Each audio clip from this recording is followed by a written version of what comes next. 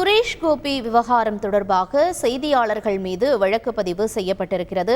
மத்திய அமைச்சர் சுரேஷ் கோபியிடம் கேள்வி எழுப்பிய விவகாரத்தில் செய்தியாளர்கள் மீது வழக்கு பதிவு செய்யப்பட்டிருப்பதாக முக்கிய செய்தியை பார்த்துக் கொண்டிருக்கிறோம். கூடுதல் தகவல்களை செய்தியாளர் பிரசாத் வழங்க கேட்கலாம்.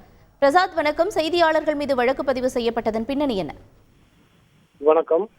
கேரளாவில் பல்வேறு நடிகர்கள் மற்றும் திரைப்பட இயக்குநர்கள் மீது பாலியல் ரீதியான குற்றச்சாட்டு முன்வைத்த சம்பவம் கேரளாவில் பரபரப்பை ஏற்படுத்தி வருகிறது. இந்த சம்பவம் தொடர்பாக கேரளாவை சேர்ந்த மத்திய இணையமைச்சரும் நடிகருமான சுரேஷ் கோபியிடம் கருத்து கேட்பதற்காக செய்தியாளர்கள் சென்றிருந்தார்கள். நேற்று முன்தினம் திருச்சூரில் இருக்கின்ற ராமவிலாசம் விருந்தினர் மாளிகையில் தங்கியிருந்த அவரிடம் கருத்து கேட்பதற்காக செய்தியாளர்கள் கேட்டபோது இது குறித்து கருத்து விரும்பவில்லை என கூறினார்கள். மீண்டும் மீண்டும் செய்தியாளர்கள் கேள்வி எழுப்பினார்கள். இதனால் ஆவேசமடைந்த சுரேஷ் கோபி ஒரு செய்தியாளரை தள்ளிவிட்டதாக கூறப்படுகிறது. இது தொடர்பான வீடியோவும் வைரலானது.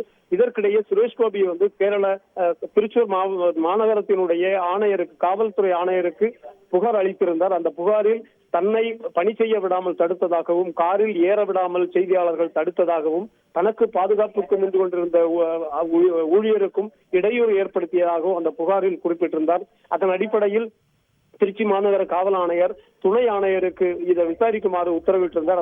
அது விசாரிக்கப்பட்டது. இதற்கிடையே மத்திய அரசு இவருக்கான பாதுகாப்பை அதிகரிப்பதற்கான ஏற்பாடுகளும் செய்திருந்தது. இந்த சம்பவம் தொடர்பாக சுரேஷ் கோபி அளித்த புகாரின் பேரில் தற்போது மனோரமா, மீடியா ஒன், அதே போன்று ரிப்போர்ட்டர் ஆகிய காட்சி ஊடகங்களுடைய செய்தியாளர்கள் 3 பேர் மீது வழக்கு பதிவு செய்யப்பட்டிருக்கின்றது. சுரேஷ் கோபிக்கும் அதே போன்று அவருடைய பாதுகாப்பு ஊழியருக்கும் இடையூறு ஏற்படுத்தியதாக அந்த வழக்கில் அவர்கள் மீது குற்றச்சாட்டப்பட்டுள்ளது. விவரங்களுக்கு நன்றி பிரசாத். செய்திகளை உடனுக்குடன் தெரிந்து கொள்ள உடனே சப்ஸ்கிரைப் பண்ணுங்க.